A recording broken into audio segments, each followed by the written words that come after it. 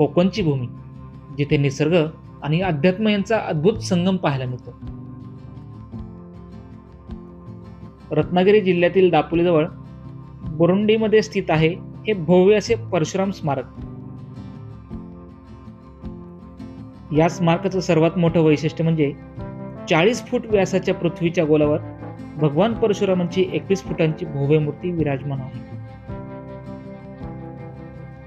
हातात धनुष्यबाण आणि डोळ्यात तेज, कोकणची निर्मिती करणाऱ्या या महापुरुषाचे रूप पाहून मन प्रसन्न होते.